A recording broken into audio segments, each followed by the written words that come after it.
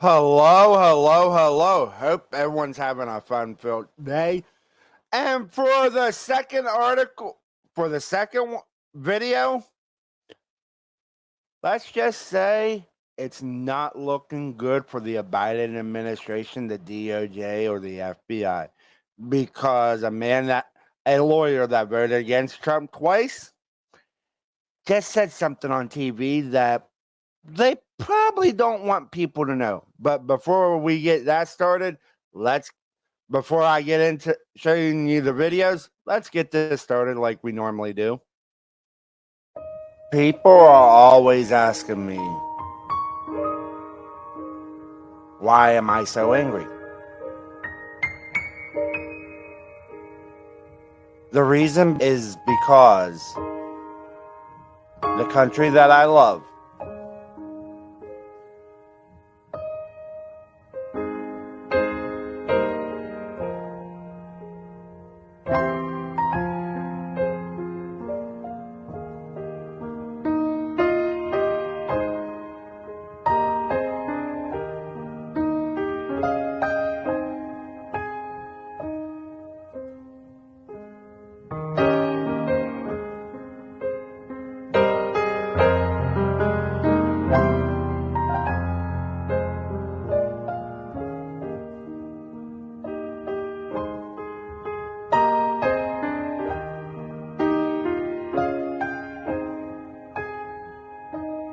is destroying itself from within.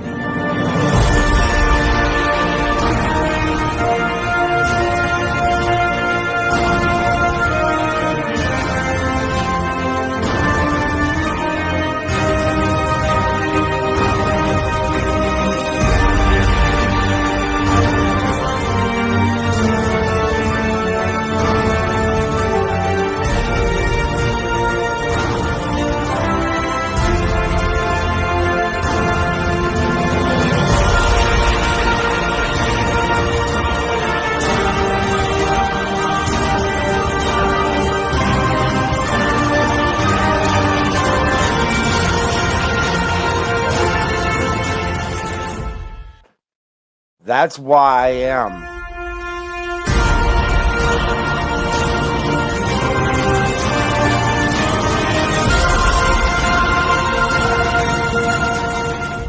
The angry conservative.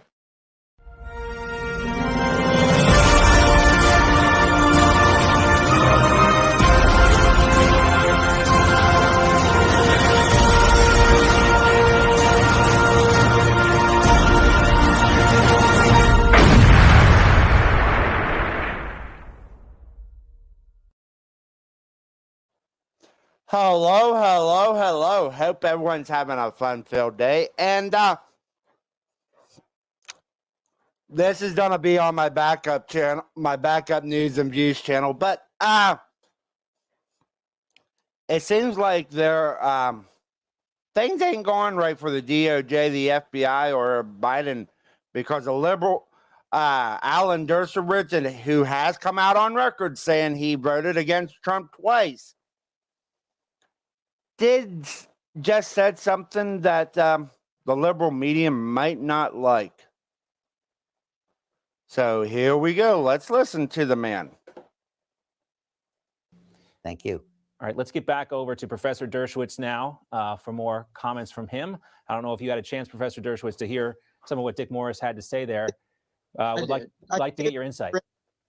I've read the entire affidavit and all the appendices, and I have several conclusions. Number one, Judge Reinhardt did the right thing based on the information that was given him. That is, not only did he correctly issue a search warrant based on probable cause, but every magistrate judge and every judge in America would have issued a search warrant based on that. So don't blame Judge Reinhardt, but blame the Attorney General of the United States. Even though there was probable cause and it was easy to get a search warrant, the evidence that I've seen doesn't justify him seeking a search warrant. Because, as he said, a search warrant should be sought only if less intrusive methods are not possible. And I've seen nothing in the affidavits that would suggest they weren't possible. To the contrary, the affidavit strongly suggests that going by means of a subpoena was satisfactory. They could have gotten a search warrant based on probable cause back in February. They could have gotten it, obviously, in June. And even when they did get it, they didn't conduct the search for several days. So I don't think that the application for a search warrant meets Garland's own standards. Number three, the search warrant seems to be overly broad. It seems to encompass virtually every location at Mar-a-Lago except for the private areas that guests and club members go. But it doesn't seem to justify the search of Mrs. Trump's closet, if that search indeed occurred. I'm only basing it on reports. So I think there's a real question about whether or not the search was significantly and properly limited within the words of the Fourth Amendment. And then the fourth, probably most important, is that the affidavit does provide enough information for a prosecutor to seek and probably obtain an indictment.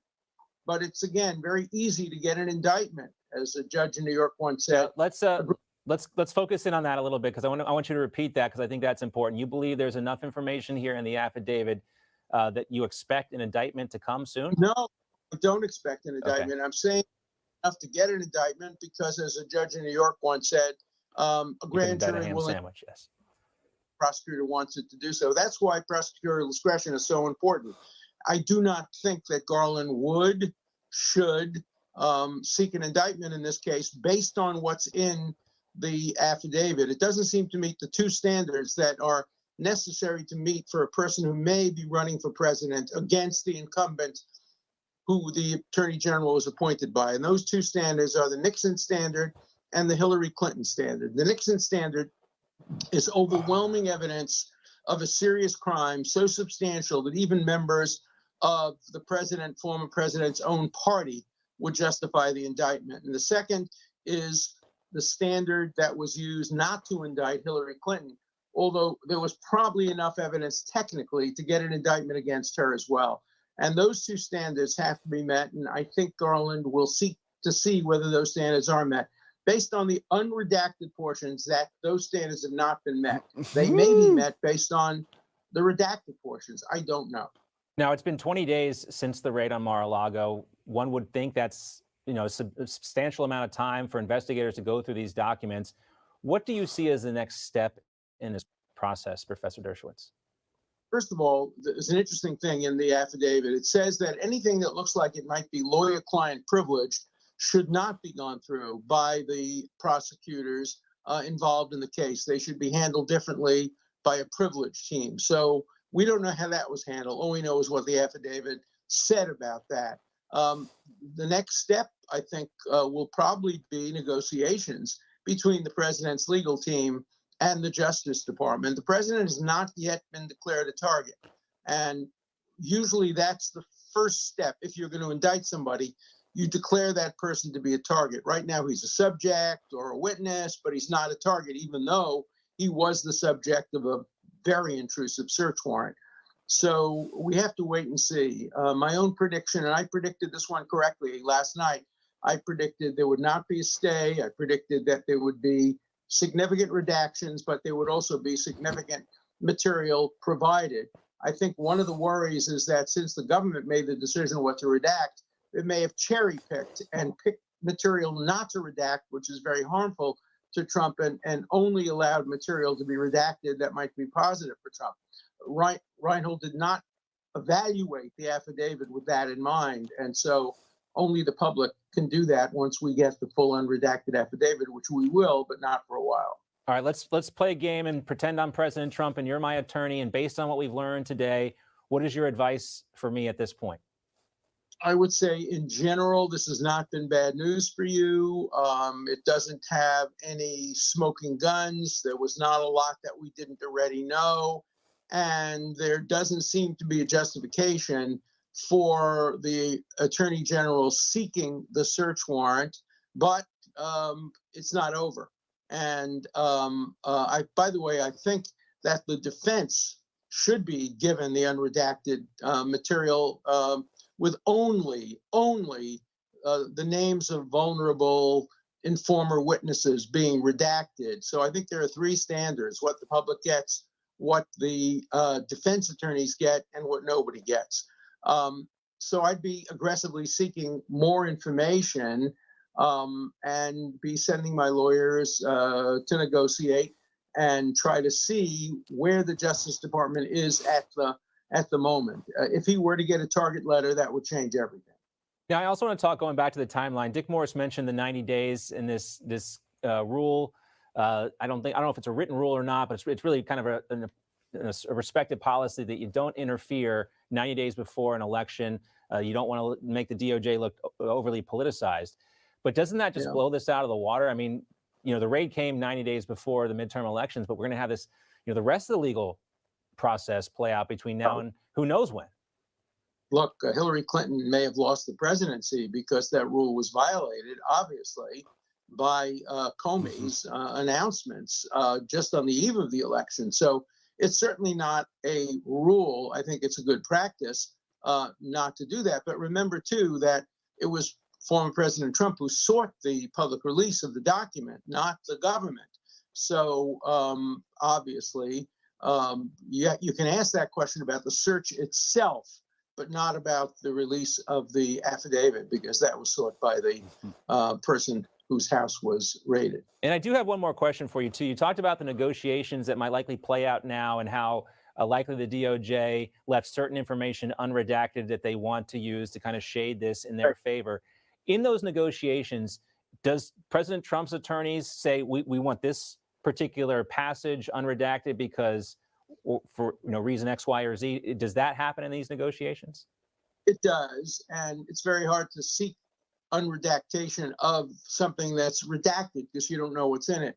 But context sometimes provides, and I think anything that is not related to disclosing the names of confidential informants or witnesses who are at risk should be disclosed. That is the presumption in favor of disclosure because obviously sunlight is the best disinfectant. A lot of Americans have doubts about the search, and it's important that those doubts be adequately addressed by full disclosure.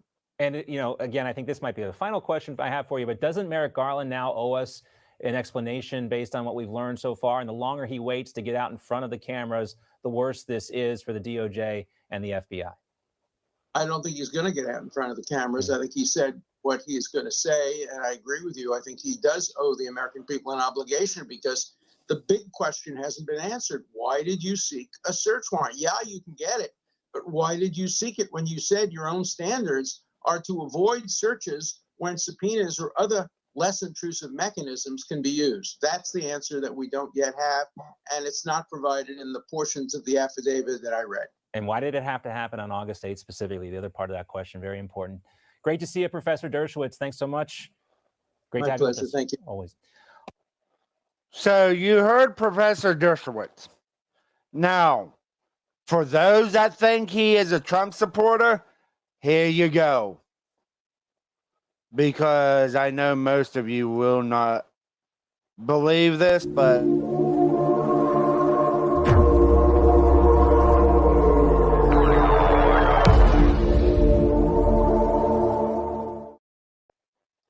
and here is Professor Dershowitz. We need to establish the narrative that that the president is still in charge and that things are steady or stable or what's going to say. I immediately interpret that as politics, politics, politics. Red flag for me personally, no action, but I remember it distinctly. I don't do political narratives. That was from recorded testimony of General Mark Milley, which aired during last night's primetime January 6th hearing. For analysis, let's turn to Professor Emeritus at Harvard Law School and author of the book, The Price of Principle, Why Integrity is Worth the Consequences, Alan Dershowitz. Sir, good morning and welcome to National Report. Last night was the 8th public hearing from the committee. We learned we can expect more in September. But in your opinion, what is the impact these hearings have had on the American public? Almost none. Nobody changes minds because it's so obvious that it's partisan. If the Republicans conducted a similar hearing, it would be equally one-sided. Imagine how much better it would have been had there been a neutral commission like the 9/11 Commission, in which all sides were represented, all witnesses were cross-examined. This was not a hearing. It was a narrative. It was a show. It was staged. And it was entirely political. The goal was to make sure that Donald Trump could never run again. Look, I'm not going to vote for Donald Trump. I voted against him twice. I'm a liberal Democrat. But I want fairness and due process, not only for me, but for thee. And we're not getting that from this hearing. We're getting a one-sided narrative whose conclusions were established before a single witness was called. Of course, critics would point out that there are two Republican members of Congress, Liz Cheney and Adam Kinzinger, who sit on the committee. I want to play you some of this sound. This is Liz Cheney. She's speaking on Donald Trump's inaction during that time. Let's listen. And for hours, Donald Trump chose not to answer the pleas from Congress, from his own party, and from all across our nation to do what his oath required. He refused to defend our nation and our Constitution. He refused to do what every American president must. Of course, he's been responding on Truth Social with his sort of thoughts of how this, what he calls unselect committee, is playing out. I know you said you wouldn't vote for Donald Trump if he ran again, but do you think these hearings discourage the former president from running? Oh, no, I think they get his back against the wall. Look, he knows that Liz Cheney and Kinzinger were handpicked by the Democrat leaders because they were Republicans in order to lend artificial credibility to the hearing. Imagine if the Republicans did the same, if they picked two very, very, very conservative Democrats who they could count on to vote their way every time and say, aha, see, the committee has Democrats and Republicans. That's why the rules of Congress require that the minority party get to pick its own members. The majority leader or the Speaker of the House doesn't get to pick the Republican members. And that's what's happened here. You know, it would be as if the prosecution gets to pick the jury in a criminal. But as you can tell, he does not like Donald Trump. But the thing about it, he does stand on principle. I will give him that. He stands on his principles. And that's why a lot of Democrats do not like him. But I will have one more story at 5 o'clock on this backup channel because my other channel's down for a week. So I will see everybody later. Oh, say, can you see by the dawn's early light what so proudly we hailed at the twilight's last gleaming, whose broad stripes and bright stars through the perilous fight o'er the ramparts we watched were so gallantly streaming.